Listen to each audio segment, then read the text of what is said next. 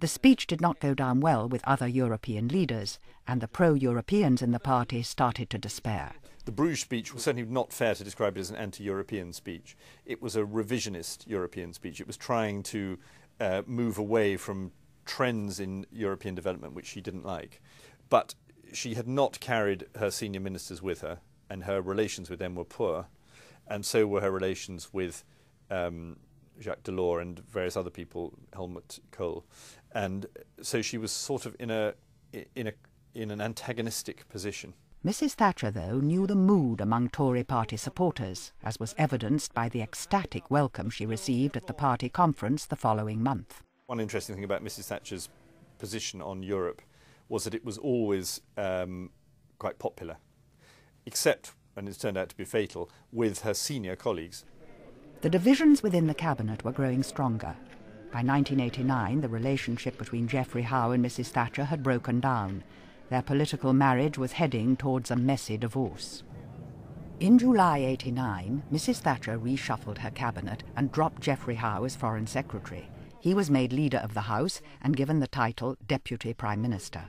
It remains to be seen how much long-term damage has been done to the government. Mrs. Thatcher may have created enemies who are very close to her. It may be that in the run-up to the election, she'll have reason to regret that. Geoffrey Howe began to irritate the Prime Minister by the slow, measured way in which he'd like to argue a case, and by his unwillingness to sort of leap quickly to fresh conclusions. And she didn't realise, I think she genuinely didn't realise how badly she was reacting to this, how it showed, and how much offence he was taking. He was very badly treated in Cabinet and outside. 3 months later, and a disgruntled Chancellor was about to resign. Nigel Lawson walked out in protest at being upstaged, second-guessed, and, as he perceived it, attacked by Mrs. Thatcher's economics advisor, Alan Walters. The issue was Europe, the exchange rate mechanism, and economic and monetary union. This is the man who Mr. Lawson felt he couldn't work alongside. Sir Alan Walters, seen here at his home in Washington, was refusing to comment to ITN. You appreciate there's a substantial row going on in the British papers about this, do you, sir? Yeah, I say nothing. Have you changed your mind at all? The biggest row of all, really, was about whether or not we joined the ERM, which Nigel Lawson had been converted to the idea that we should, and had been defeated, first of all, in a meeting in November 1985, but it continued as a running sore. Walters, very, very keen not to join the ERM, always backing up Mrs. Thatcher on this, Lawson pushing.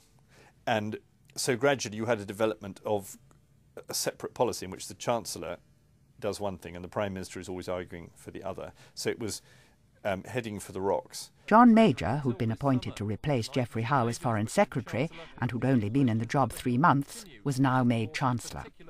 I think Mrs. Thatcher chose Major partly for good reasons, that he was he was a rising star and he was able, and he had that ability to get on with all sorts of people. He was an emollient figure.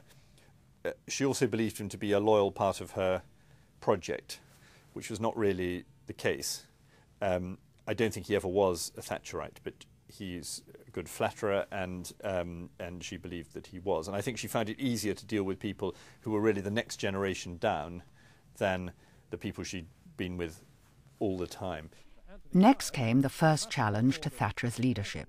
In December, backbencher and lifelong European Sir Anthony Mayer launched his campaign to topple the leader. Nobody else joined in and Mrs. Thatcher won an easy victory, but it was another sign that there was a growing movement for change.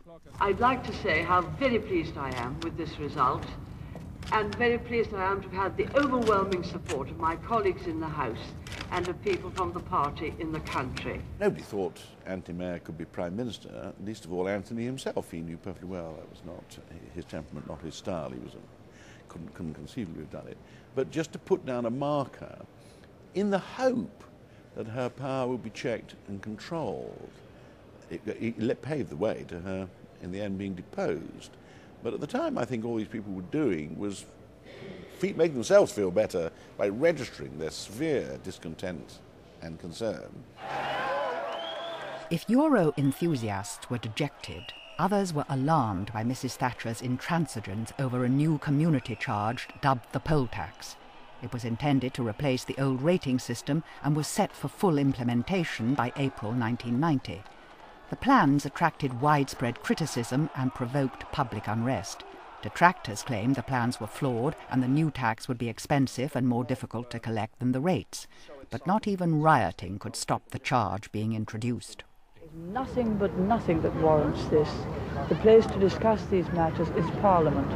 These people are totally against democracy.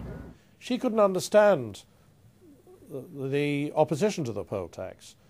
She felt very strongly by then that if people were made to pay their actual share, as it were, of the costs of local government, and that they didn't like it, then the democratic process would work and that they would then go and turf out their local councils. But of course, local government is not like national government, partly because of the low turnout in local elections for a start. And people are not quite that politically activated or minded. And what she didn't realise is that people would look at this and say it's an unfair tax.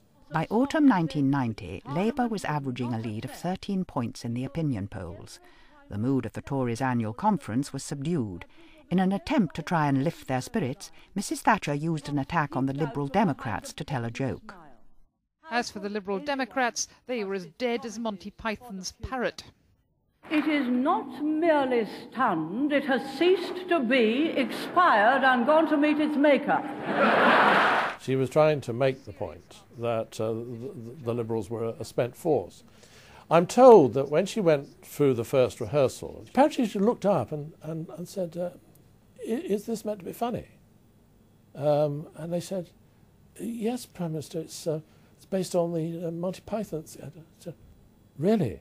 I mean, will people laugh when they say? And they said, they really will. Oh. Well, I must say, and she tried it once again, and apparently she herself never really got the point